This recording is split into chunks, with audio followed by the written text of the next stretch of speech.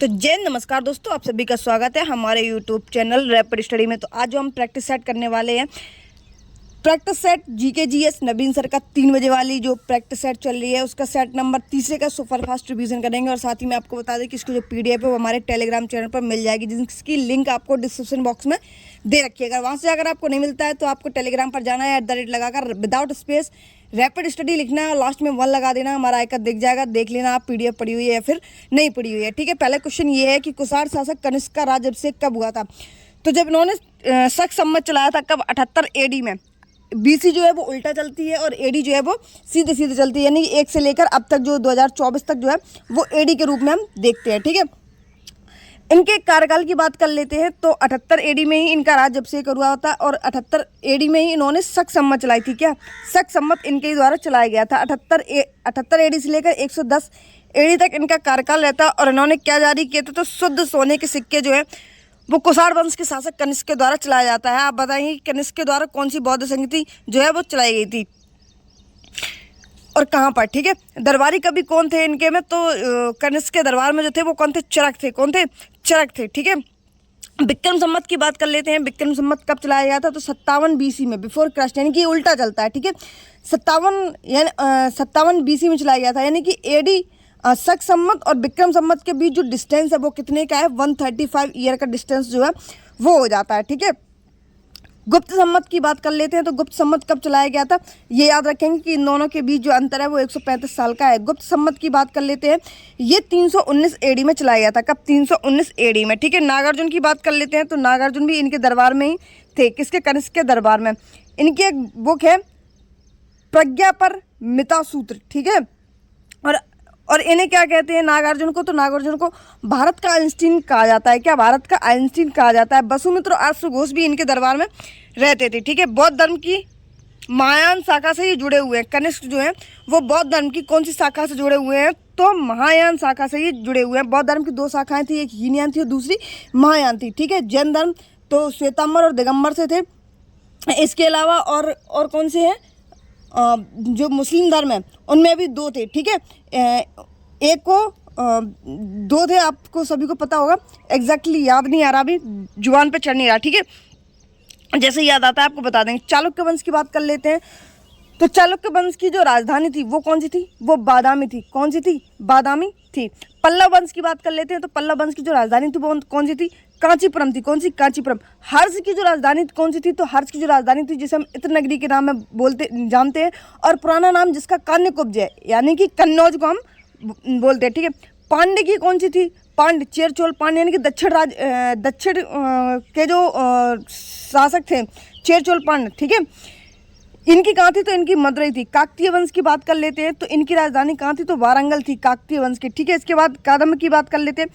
तो वनवासी थी। क्या कहाँ इनकी राजधानी कौन सी थी? वनवासी थी। चालुक्य की राजधानी बादामी, जिसको हम बातापी भी कहते हैं। ठीक है, इसके संस्थापक कौन से? तो चालुक्य वंश के संस्थापक थे पुलकेशिन फर्स्ट। कौन थे? पुलकेशिन फर्स्ट जो है इनके संस्थापक थे। महाराज की उपाधि किसने धारण की थी? तो महाराज की जो उपाधि है वो चंद्रगुप्त ने की थी। किसने? चंद्रगुप्त ने, जो कि गुप्त वंश के संस्थापक थे। ठीक है, वैसे गुप्त वंश के संस्थापक श्रीगुप्त को माना जाता है, लेकिन वास्तविक संस्थापक के रूप में चंद्रगुप्त को जाना जाता है। ठीक है, गुप्त साम्राज्य को क्या कहा जाता है? तो गुप्त साम्राज्य को भारतीय इतिहास का स्वर्णकाल कहा जाता है। क्या कहा जाता है? भारतीय इतिहास का स्वर्णकाल जो है वो गुप्त वंश को कहा जाता है। ठीक है, गुप्त वंश के संस्थापक श्रीगुप्त थे और वास्तविक संस्थापक चंद्रगुप्त थे। श्रीगुप्त के बाद में कौन आते हैं? तो घटोत्कच आते हैं, इनका पुत्र था। और घटोत्कच के बाद में कौन आते हैं? तो चंद्रगुप्त प्रथम आते हैं। कौन? चंद्रगुप्त प्रथम आते हैं, जिनके कार्यकाल कितना था? 319 से लेकर 335 एडी। ठीक है, इसके बाद में समुद्रगुप्त आते हैं। कौन आते हैं? समुद्रगुप्त, जिसके कार्यकाल कितना था? 335 से लेकर 380 एडी इनका कार्यकाल था, जिन्हें हम भारत का नेपोलियन भी कहते हैं। किसको? समुद्रगुप्त को। विंसेप स्मिथ ने इनको भारत का नेपोलियन कहा। किसने? विंसेप स्मिथ ने इनको भारत का नेपोलियन कहा। समुद्रगुप्त के बाद में कौन आते हैं? तो देखो, चंद्रगुप्त प्रथम आ गया, समुद्रगुप्त आ गया, अब चंद्रगुप्त द्वितीय की बारी आ जाती है। इनका कार्यकाल जो है 380 से लेकर 414 एडी तक इनका कार्यकाल जो है वो रहता है। अगला क्वेश्चन है कि किस गुप्त शासक को पहली बार अभिलेख जारी करने का दायित्व दिया था? तो पहली बार जो अभिलेख जारी किए थे वो किसने किए थे? तो समुद्रगुप्त ने किए थे। किसने? समुद्रगुप्त ने जारी किए थे। कौन सा जारी किया था? तो प्रयाग प्रशस्ति अभिलेख जो है वो इन्होंने पहली बार जारी किया था। और जिसके कवि कौन थे प्रयाग प्रशस्ति के? तो कौन थे? हरिशेर थे। कौन थे इसके प्रयाग प्रशस्ति के? तो हरिशेर जो है वो इसके कवि थे। अगला क्वेश्चन है कि चंद्रगुप्त के 9 नर्तनों में से कौन फलिक ज्योतिष से संबंधित था? तो फलिक ज्योतिष से संबंध कौन थे? तो छपड़क जो है फलिक ज्योतिष से संबंधित थे। ठीक है, चंद्रगुप्त की बात कर लेते हैं। तो चंद्रगुप्त के शासनकाल में जो यात्री आया था वो कौन था? तो चीनी यात्री था फायान। कौन था? चीनी यात्री जो था फायान वो आता है। और चंद्रगुप्त के जो शासनकाल की बात कर लेते हैं तो 399 से लेकर 414 एडी तक इनका कार्यकाल रहता है, यानी कि 15 वर्ष तक इनका जो कार्यकाल है वो चलता है। किनका? चंद्रगुप्त मौर्य का। ठीक है, इसके बाद में हम बात कर लेते हैं कि इनके कार्यकाल में जो वररुचि थे वो कौन थे? तो वररुचि जो थे वो थे वैयाकरण। कौन थे? वैयाकरण। शंकु कौन थे? तो वास्तुकला थे। ठीक है, अमर सिंह कौन थे? तो कोषगार थे। कौन थे? कोषगार थे। ठीक है, बेताल भट्ट कौन थे? तो जादूगर जो है वो इनके कार्यकाल में जादूगर का काम करते थे। घटकपरी की बात कर लेते हैं तो कूटनीति जो है घटकपरी इस कूटनीति के थे। ठीक है, इसके अलावा हम बात कर लेते हैं कि धनवंतरी कौन थे? तो धनवंतरी से डॉक्टर। कौन थे? डॉक्टर थे। बराहमिरी की बात कर लेते हैं तो बराहमिर कौन थे? इनके कार्यकाल में खगोल का काम करते थे। ठीक है, कालिदास कौन थे? तो कालिदास इनके कार्यकाल में लेखक के काम में करते थे। कौन सा आर्ट अल्पसंख्यकों वर्ग के हितों का संरक्षण से संबंधित है? तो अल्पसंख्यकों का हितों का संरक्षण। इसका मतलब क्या होता है कि मान लो कोई भी गरीब पर्सन है और उसको मतलब कानूनी सहायता की ज़रूरत है और वो प्राइवेटाइजेशन से नहीं कर पा रहा है, तो वो किस में जाएगा? आर्टिकल 29 में जो है अल्पसंख्यकों के हितों के लिए आर्टिकल 9 होता है। अस्पृश्यता की बात कर लेते हैं तो 17 में और 18 में क्या है? तो उपाधियों का 19 में क्या है? तो बोध संघ आवागमन बस व्यापार। ठीक है, कहीं में बसने की, कहीं में आने जाने की और व्यापार करने की। ठीक है, और कहीं में संघ बनाने की, बोलने की जो इतनी शक्तियाँ हैं वो किसमें है? 19 में। ठीक है, मौलिक अधिकार कहाँ से लिए गए हैं? तो मौलिक अधिकार जो है वो यूएसएसआर के संविधान से लिए गए हैं। और जो मौलिक कर्तव्य हैं वो यूएसएसआर यानी कि रसिया से लिए गए। ठीक है, राज्य के नीति निर्देशक तत्व डीपीएसपी कहाँ से लिए गए हैं? तो ये आयरलैंड के संविधान से लिए गए हैं। कहाँ के? आयरलैंड के संविधान से ये लिए गए हैं। जिसके जो आर्टिकल है वो कितना है? तो 36 से लेकर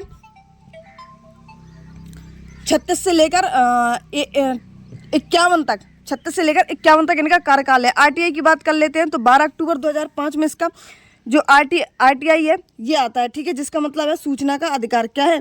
सूचना का अधिकार जिसका मतलब होता है। आर्टिकल किस में आता है? ये आरटीआई जो है वो आर्टिकल 19 के 1 में आता है। आरटीई की बात कर लेते हैं। राइट टू इन्फॉर्मेशन हो गया और राइट टू एजुकेशन। ठीक है, आरटीआई का मतलब है राइट टू इन्फॉर्मेशन, ये 2005 में आता है। ठीक है, और राइट टू एजुकेशन कब आता है? तो ये 2009 में आता है और 2010 में ये जो है लागू कर दिया जाता है। इसके अलावा राइट टू एजुकेशन जो है वो किस कॉन्स्टिट्यूशन अमेंडमेंट एक्ट के द्वारा होता है? तो ये होता है 86वां कॉन्स्टिट्यूशन अमेंडमेंट एक्ट 2002 में ये है जो जोड़ा जाता है। ठीक है, इसके बाद बात करते हैं कि अंतर्राष्ट्रीय शांति की बात किस में की गई? तो अंतर्राष्ट्रीय शांति की बात जो है वो डीपीएसपी जो कि आयरलैंड से लिए गए हैं, जिसमें आर्टिकल 51 है जिसमें अंतर्राष्ट्रीय शांति की बात की गई है। ठीक है, कौन सा राज्य नीति निर्देशक सिद्धांत तो भारतीय संविधान में वाद के लिए जोड़ा गया है? तो मुक्त कानूनी सहायता है जो कि 91A है, यानी कि कोई भी गरीब पर्सन है, ठीक है, और उसका किसी से विवाद हो जाता है और जो एक वकील गवर्नमेंट की तरफ से किया जाता है वो इसमें आता है 39A में। किसमें? 39A में वो वकील जो है सरकार की तरफ से उस गरीब का जो केस है वो लड़ा जाएगा। ठीक है, यानी कि मुफ्त कानूनी सहायता जो है वो इसमें बोला जाता है। आर्टिकल 44 की बात कर लेते हैं तो आर्टिकल 44 जो है वो समान नागरिक संहिता से संबंधित है और प्रेजेंट टाइम में अभी कुछ टाइम पहले जो है उत्तराखंड में इसको लगाया गया। वैसे पहले इसमें गोवा को शामिल किया गया था। ठीक है, और अभी कुछ टाइम पहले जो है वो उत्तराखंड में ये लगाया गया था समान नागरिक संहिता। ठीक है, जो कि आर्टिकल 44 के अकॉर्डिंग है। 11 मौलिक कर्तव्य भारतीयों को कब जोड़ा गया है? तो 11वां जो मौलिक कर्तव्य जो अभी हमने बताया आपको राइट टू एजुकेशन वाला, ठीक है, जिसको 2009 में लाया जाता है और 10 में जो है वो लागू किया जाता है। ये कब जोड़ा जाता है? 11वां मौलिक कर्तव्य तो 86वां कॉन्स्टिट्यूशन अमेंडमेंट एक्ट 2002 के द्वारा इसको जोड़ा जाता है। 11वें मौलिक कर्तव्य को मौलिक कर्तव्य हमने कहाँ से बताया कि यूएसएसआर के संविधान से ये लिए गए हैं। ठीक है, जिसमें क्या बोला गया कि 6 से 14 वर्ष के बच्चों को निःशुल्क शिक्षा प्रदान की जाएगी। कब? 6 से 14 वर्ष के बच्चों को निःशुल्क शिक्षा प्रदान की जाएगी। लेकिन आर्टिकल 45 क्या कहता है कि 0 से 6 वर्ष के बच्चों की शिक्षा के लिए पेरेंट्स का जो अधिकार बनता है कि 0 से 6 वर्ष के बच्चे जो है उनको शिक्षा का अधिकार जो है वो आर्टिकल 45 में बोला गया है। ठीक है, सलाल परियोजना किस नदी पर है? तो सलाल परियोजना जो है चिनाव नदी पर है। थीन बांध कहाँ पर है? तो थीन बांध जो रावी नदी पर है। काकरापारा की बात कर लेते हैं तो तापी नदी पर है। नागार्जुन सागर बांध कहाँ पर है? तो ये कृष्णा नदी पर स्थित है। ठीक है, हीराकुंड बांध की बात कर लेते हैं तो ये उड़ीसा में महानदी पर स्थित है। टिहरी बांध की बात कर लेते हैं तो ये उत्तराखंड में भागीरथी नदी पर है। ठीक है, श्रीशैलम की बात कर लेते हैं तो ये कृष्णा नदी पर कहाँ पर? आंध्रा में है। उकाई बांध की बात कर लेते हैं तो उकाई बांध कहाँ पर है? गुजरात में। ये तापी नदी के किनारे स्थित है। नापरा झाकरी की बात कर लेते हैं तो हिमाचल प्रदेश में सतलज नदी के किनारे स्थित है। मैथन बांध की बात कर लेते हैं तो ये बराकर झारखंड में स्थित है। ठीक है, इडुक्की बांध की बात कर लेते हैं तो ये केरल में पेरियार नदी के किनारे स्थित है। राजघाट की बात कर लेते हैं तो ये यूपी और एमपी का जो बॉर्डर है इनके बीच में अभी लगभग 3 साल पहले एक विवाद हुआ था पेरियार नदी के बेतवा नदी के। ठीक है, डिस्ट्रीब्यूट हुआ था बेतवा नदी के लिए एमपी और यूपी के बीच में। तो राजघाट जो बांध परियोजना है ये यहाँ पर स्थित है। ठीक है, सर्वाधिक तट वाला राज्य की बात कर लेते हैं तो गुजरात जो है वो सर्वाधिक तट वाला राज्य है। ठीक है, जिसकी लेंथ कितनी है? तो 12-14 किलोमीटर जो है वो इसकी लेंथ है किसकी? गुजरात की। इसके बाद में आंध्र प्रदेश सेकंड नंबर पर आता है 973। कितनी? 973 किलोमीटर इसकी डिस्टेंस है। तमिलनाडु की बात कर लेते हैं तो 906 किलोमीटर जो है वो इसकी डिस्टेंस है। सबसे कम समुद्री तट की बात कर लेते हैं तो गोवा है जिसकी कितनी है? 102 किलोमीटर। कितनी? 102 किलोमीटर जो है वो गोवा के। सबसे ज़्यादा गुजरात की है कितनी? 12-14। कितनी? 12-14 याद रखेंगे। सेकंड नंबर पर आंध्र को भी याद रखेंगे। ठीक है, आंध्र प्रदेश जो है इसको भी हम याद करने की कोशिश करेंगे। बैरन द्वीप की बात कर लेते हैं तो बैरन जो ज्वालामुखी है, बैरन ज्वाला द्वीप जो है वो ये कहाँ पर स्थित है? तो बैरन जो कि भारत का एकमात्र सक्रिय ज्वालामुखी है। कौन सा? भारत का एकमात्र सक्रिय ज्वालामुखी जिसको हम बैरन द्वीप के नाम से जानते हैं। ये कहाँ पर? ये अंडमान निकोबार में स्थित है। शिव समुद्रम जलप्रपात की बात कर लेते हैं तो शिव समुद्रम जलप्रपात जो कावेरी नदी पर स्थित है। जोग जलप्रपात की बात कर लेते हैं, शारावती नदी पर स्थित है। ठीक है, बट्टापराई जलप्रपात की बात कर लेते हैं, ये पेरियार नदी पर है। धुआंधार जलप्रपात किस नदी पर है? तो नर्मदा नदी पर है। चित्रकूट की बात कर लेते हैं तो चित्रकूट जल प्रपात जिसको हम न्यागरा के नाम से भी जानते हैं, ये इंद्रावती में स्थित है। इंद्रावती नदी के किनारे स्थित है। हुंडरू की बात कर लेते हैं, ये स्वर्ण रेखा पर है। गोकक की बात कर लेते हैं, ये घाट के प्रवाह पर है। दूध सागर की बात कर लेते हैं, ये मांडी में है। चूलिया की बात कर लेते हैं, ये चंबल नदी पर स्थित है। सबसे ऊंचा जलप्रपात कौन सा है? तो कुचिकल जलप्रपात जो है जो कि बराही नदी पर है। कौन सी? बराही नदी पर स्थित है। ठीक है, जिसकी हाइट जो है वो 455 मीटर है। कितनी? 455 मीटर, जो कि कर्नाटक का एक जिला है, शिमोगा जिला, ये वहाँ पर कुचिकल झरना जो है वो है। ठीक है, सबसे ऊंचा जलप्रपात जो है वो इसको माना जाता है। सेकंड नंबर पर बात कर लेते हैं तो भराई पानी झरना जो है जो कि उड़ीसा में स्थित है। कौन सा? कुचिकल सबसे बड़ा है जो कि कर्नाटक के शिमोगा में स्थित है। ठीक है, और जो भरेही पानी झरना है ये सेकंड नंबर का है, उड़ीसा में है। लोनार झील की बात कर लेते हैं तो ये महाराष्ट्र के।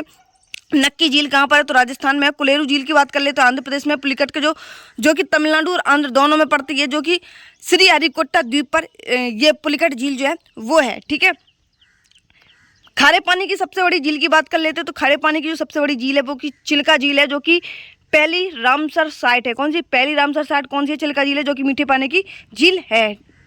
खारे पानी की झील है। बुलर झील मीठे पानी की है। कौन सी? बुलर जो है वो मीठे पानी की झील है, और खारे पानी कौन सी है? तो चिल्का झील है। अष्टमुदी बेमानंद झील की बात कर लेते हैं। अष्टमुदी और बेमानंद ये कहाँ के? केरल के। फुलर झील की बात कर लेते हैं तो पीलीभीत में स्थित है। एक व्यक्ति स्थिर जल में नाव में खड़ा है, यदि वह किनारे की ओर चले तो नाव किनारे से दूर जाएगी। कहाँ जाएगी? किनारे से जो दूर है। मान लो कोई व्यक्ति नाव में खड़ा है, ठीक है, यदि वह किनारे की ओर चले, ठीक है, किनारे की ओर चलता है तो नाव क्या होती है? नाव नदी से दूर जाएगी। आप ये खुद एक्सपेरिमेंट करके जो है वो देख सकते हैं घर पर। जब ताप में वृद्धि की जाती है तो द्रवों का पृष्ठ तनाव कैसा होता है? तो जब ताप में वृद्धि की जाती है तो जो द्रव हैं उनके जो पृष्ठ तनाव है वो कैसे होते हैं? घट जाते हैं। ठीक है, जैसे बूंदों का गोलाकार होना। जैसे मान लो बारिश हो रही है, प्रेजेंट टाइम में बारिश हो रही है, तो बूंदें गोले ही क्यों होती हैं? तो बूंदों के गोले होने का कारण होता है क्या? पृष्ठ तनाव के कारण ये गोल होती हैं। ठीक है, सुई का जल पर तैरना। सुई जो है वो जल पर क्यों तैरती है?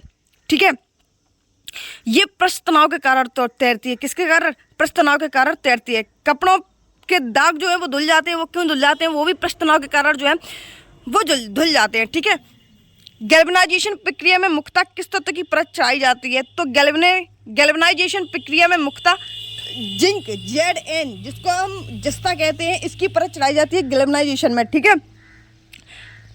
एल्यूमिनियम को हम क्या कहते हैं, तो बॉक्साइट कहते हैं। Cu को क्या कहते हैं, तो कॉपराइट या फिर कॉपर पायराइट या फिर क्यूपराइट जो है वो इसको हम कहते हैं। Zn को हम क्या कहते हैं, तो कैलामाइन कहते हैं। क्या कहते हैं, कैलामाइन कहते हैं। आयरन क्या है, हेमेटाइट और मैग्नेटाइट का है। पारा क्या है, तो सिनेबार का है, ठीक है। यूरेनियम की बात कर लेते हैं तो पिचब्लेट, और लेड की बात कर लेते हैं तो गैलेना। अब आ जाते हैं कि विटामिन से होने वाले रोग कौन से हैं। तो विटामिन ए की कमी से कौन सा होता है, रतौंधी जो है वो होता है, ठीक है। एक ट्रिक याद रखेंगे, अरे बात सही है, कौन सी, अरे बात सही है। अरे से ए और रे से रतौंधी, बात से बी, बात, ठीक है, बी से बेरी वेरी। इसके बाद में सही, सी से सही से सी, और ई से स्कर्वी, ठीक है। अरे बात सही, डी के, डी से कौन सा रोग होता है, तो रिकेट्स होता है। कौन सा होता है, रिकेट्स होता है, ठीक है। इसके बाद विटामिन ई से क्या होता है, तो ई से क्या हो जाती है, हमारी जो मांसपेशियां जो वो कमजोर हो जाती हैं। विटामिन के की कमी से क्या हो जाता है, तो रक्त जो स्राव है वो विटामिन के की कमी से हो जाता है, जिसका के का नाम क्या है, तो फाइलोक्वाइनिन है, ठीक है। और विटामिन ए का नाम क्या है, तो रेटिनॉल है। विटामिन बी का नाम क्या है, विटामिन बी का जो नाम है, अरे बात थायमीन है, ठीक है। विटामिन सी का जो रासायनिक नाम क्या है, सही एस्कॉर्बिक एसिड है, ठीक है। डी का क्या नाम है, तो अरे बात सही है, डी के, कैल्सीफेरॉल जो है वो इसका डी का नाम है, ठीक है। फाइलोक्विनिन इसका है विटामिन के का, ठीक है। और ई का, विटामिन ई का नाम क्या है, तो टोकोफेरोल है। क्या है, टोकोफेरोल जो है वो है, ठीक है। ये देखो ये जो है वो नीचे आ गए, इन्हीं के नाम है, ठीक है। थायमीन क्या है, विटामिन B1 का नाम जो है वो थायमीन है। राइबोक्लोमिन क्या है, बी जो है वो B12 तक जाते हैं। कहाँ तक, B12 तक जो है वो जाते हैं, B1 से शुरू होगा, ठीक है। राइबोफाइलोक्विनिन की बात कर लेते हैं तो विटामिन B2 इसका नाम है। विटामिन ए का नाम क्या है, तो रेटिनॉल है, ठीक है। विटामिन बी का थायमीन हो गया, विटामिन सी का एसरबिक हो गया, विटामिन डी का कैल्सीफेरॉल हो गया, विटामिन ई का टोकोफेरोल हो गया, विटामिन के का फाइलोक्विनोन हो गया, ठीक है। इसके अलावा ये विटामिन 6 जो है B6, इसको हम पायरोडॉक्सिन बोलते हैं। विटामिन B3 को नियासिन बोलते हैं। क्या बोलते हैं, विटामिन B3 को जो है वो नियासिन बोलते हैं। ये बहुत बार पूछा गया है। विटामिन B7 को क्या बोलते हैं, तो बायोटिन बोलते हैं। क्या बोलते हैं, बायोटिन बोलते हैं, ठीक है। विटामिन B12 को क्या बोलते हैं, साइनोकोबाल्बिन बोलते हैं। क्या बोलते हैं, साइनोकोबाल्बिन जो है वो विटामिन B12 को बोलते हैं। रिपोदर की बात कर लेते हैं तो रिपोदर है जिसको हम RR बोलते हैं। और रिजर्व रिपोदर की बात कर लेते हैं, रिपोदर रेपो रेट होता है, ठीक है। ये रिजर्व रेपो रेट है और रिपोदर जिसको हम बोलते हैं, और रिजर्व रेपो रेट ये अलग है, ये इसको हम तिरपराल बोलते हैं। ये RBI बैंक को उधार देता है।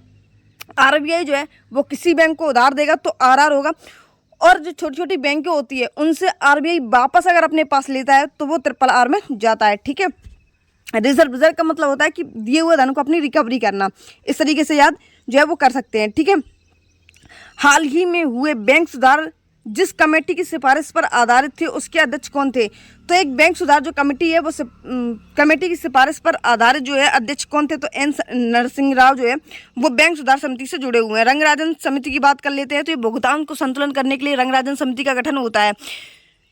गोईपोरिया समिति की बात कर लेते हैं तो ये बैंकिंग सुधार से संबंधित है। एग्जिम बैंक की बात कर लेते हैं। एग्जिम बैंक ऑफ इंडिया की स्थापना कब होती है, तो 1982 में इसकी स्थापना होती है, और इसका हेडक्वार्टर कहाँ पर है, तो मुंबई में इसका हेडक्वार्टर है। RBI की नोटबंदी के समय गवर्नर कौन थे, तो जब नोटबंदी हुई उस टाइम जो है गवर्नर कौन थे, तो उर्जित पटेल थे। कौन थे, उर्जित पटेल थे, ठीक है।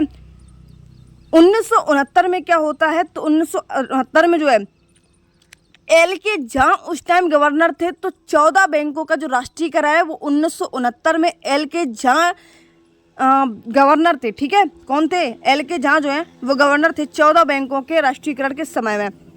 और जो जब 14 बैंकों का राष्ट्रीयकरण कब होता है, तो 1969 में होता है, ठीक है।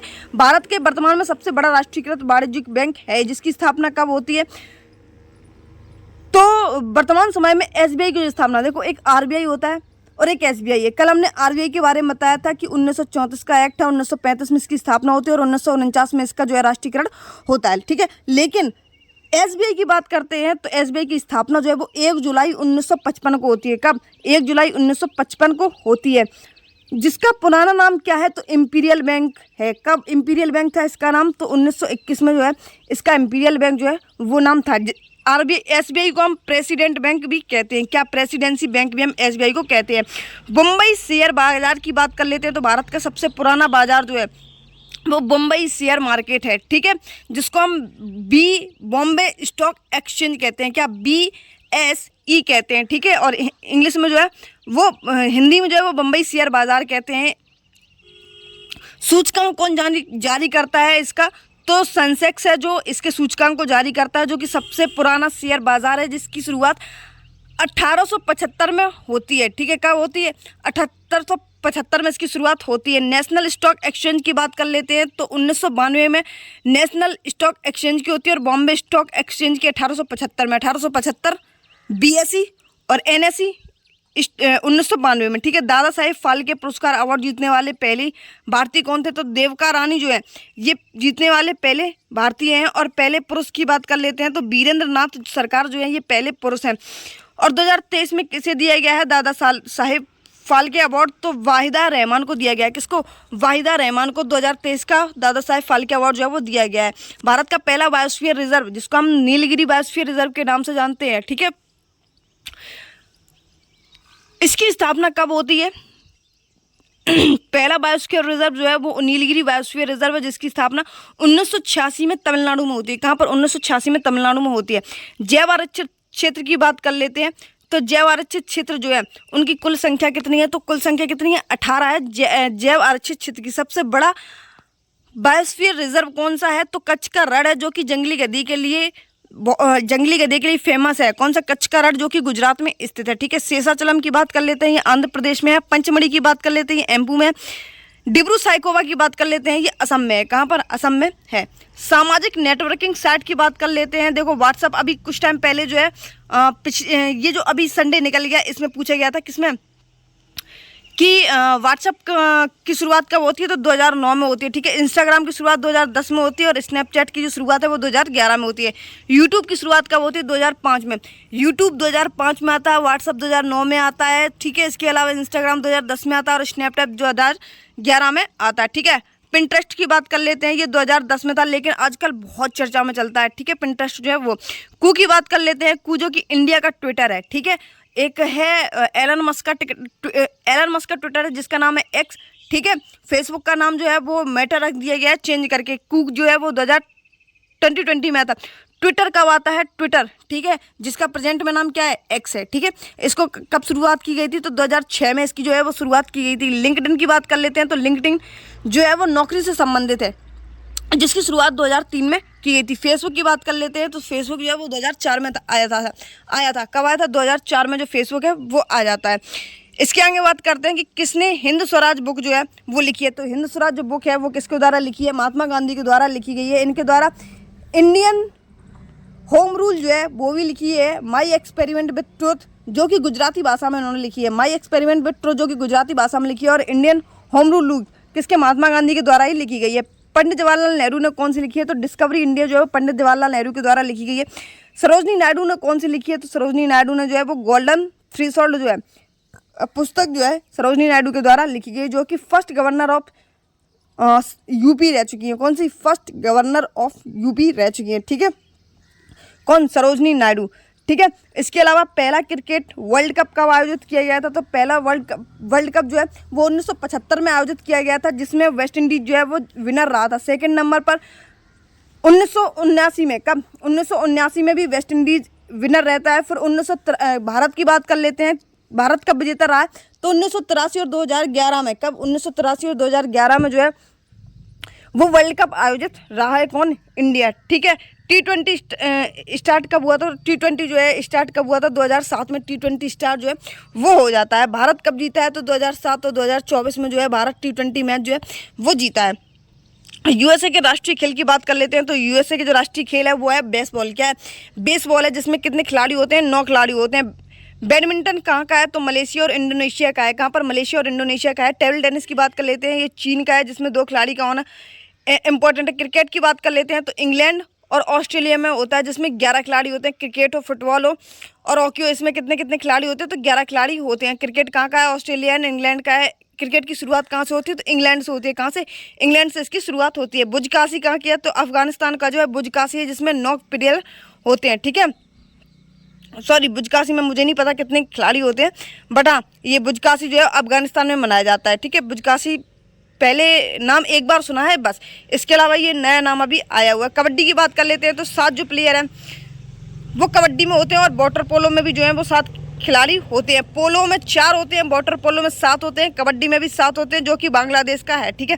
नेट बॉल में भी 7 होते हैं। कितने? नेट बॉल में भी 7 प्लेयर होते हैं। बास्केटबॉल की बात कर लेते हैं तो इसमें भी 5 प्लेयर होते हैं। कुश्ती जो है वो कहाँ का है? वो ईरान का है, ठीक है। कुश्ती में सभी को पता है कि 2 प्लेयर होते हैं। वॉलीबॉल की बात कर लेते हैं तो वॉलीबॉल में कितने प्लेयर होते हैं? 6 प्लेयर होते हैं जो कि नेपाल और श्रीलंका का है, ठीक है। तीरंदाजी कहाँ का है? तो भूटान का है, ठीक है। जूडो की बात कर लेते हैं, ये जापान का है, इसमें भी 2% की जरूरत होती है। लेकिन स्पेन जो है स्पेन में होता है कौन सा? सांड युद्ध जो है। और भारत में भी एक मनाया जाता है जिसपे कुछ टाइम पहले प्रतिबंध लगाया गया था, लेकिन फिर से किया गया। कौन सा? कम्बाला। ये कहाँ होता है आप हमें कमेंट बॉक्स में प्लीज़ बता देना, ठीक है। विश्व हास्य दिवस की बात कर लेते हैं। विश्व हास्य दिवस जो है, जिस दिन हिंदी दिवस मनाया जाता है उसी दिन हास्य दिवस मनाया जाता है। जिस दिन विश्व हिंदी दिवस, देखो हिंदी दिवस जो है वो 14 सितंबर है और विश्व हिंदी दिवस जो है वो 10 जनवरी है, ठीक है। 10 जनवरी को ही विश्व हास्य दिवस के रूप में मनाया जाता है। पल्स पोलियो कब मनाया जाता है? तो पल्स पोलियो जो 4 जनवरी को मनाया जाता है, ठीक है। थल सेना दिवस यानी कि आर्मी डे किस दिन मनाया जाता है? ये मनाया जाता है 15 जनवरी को। कब? 15 जनवरी को, ठीक है। एयरफोर्स की बात कर लेते हैं। एयरफोर्स में जितने अक्षर आते हैं, जितने अक्षर एयरफोर्स में आते हैं उतनी तो डेट हो गई, यानी कि 8। और कितने? अक्टूबर। कब? अक्टूबर में याद रखेंगे। नौसेना यानी कि नेवी, नेवी में कितने अक्षर आते हैं? 4 अक्षर आते हैं, 4 याद रखेंगे। और 4 क्या? दिसंबर, ठीक है। पराक्रम दिवस कब मनाया जाता है? तो पराक्रम दिवस जो है वो 23 जनवरी को मनाया जाता है। कब? 23 जनवरी को। राष्ट्रीय बालिका दिवस की बात कर लेते हैं तो राष्ट्रीय बालिका दिवस कब मनाया जाता है? 24 जनवरी को मनाया जाता है। कालिंजर का किला कहाँ पर स्थित है? तो जो कालिंजर का किला है ये कहाँ पर? बुंदेलखंड वाले एरिया में, यूपी में स्थित है, ठीक है। जिन्हें प्रेमियों का किला कहा जाता है। किसको? प्रेमियों का किला जो है वो कालिंजर का किला कहलाता है, ठीक है। चुनार किला कहाँ पर स्थित है? तो ये मिर्जापुर में स्थित है। कहाँ पर? मिर्जापुर में ये स्थित है। जहांगीर किला की बात कर लेते हैं, ये आगरा में स्थित है। रामनगर किला की बात कर लेते हैं, ये वाराणसी में स्थित है। फतेहपुर सीकरी कहाँ पर है? तो ये आगरा में है। जाजमऊ कहाँ पर है? ये कानपुर में है। आगरा फोर्ट की बात कर लेते हैं तो ये आगरा में स्थित है। इसके अलावा अगर आपको इसकी PDF चाहिए, ठीक है, बाकी हम तीनों की PDF जो है वो UPG के, ये GK GS की और प्लस हिंदी की, तीनों की जो PDF है वो हम आपको अपने टेलीग्राम चैनल पर प्रोवाइड कराते हैं। तो प्लीज़ सब्सक्राइब कर लेना अगर चैनल को लगता है। अगर देखो UPP के बाद में हम इसमें RPF की सीरीज जो है वो चलाएंगे, बहुत बेहतरीन कंटेंट बताएंगे आपको, ठीक है। क्योंकि जो एग्जाम है वो देते देते मुझको इतना एक्सपीरियंस हो चुका है कि कहाँ से कौन से क्वेश्चन जो है वो बन सकते हैं, ठीक है। रही बात सिलेक्शन की, मेरा सिलेक्शन क्यों नहीं आपका क्वेश्चन है तो उसके बारे में हम आपको फुल डिटेल में बताएंगे, ठीक है। जब सिलेक्शन हो जाएगा उसके बाद में बताएंगे, अभी नहीं, ठीक है। मिलते हैं अपने अंतिम वीडियो में नहीं, मतलब मिलते हैं नेक्स्ट वीडियो में। तब तक के लिए जय हिंद, बाय बाय।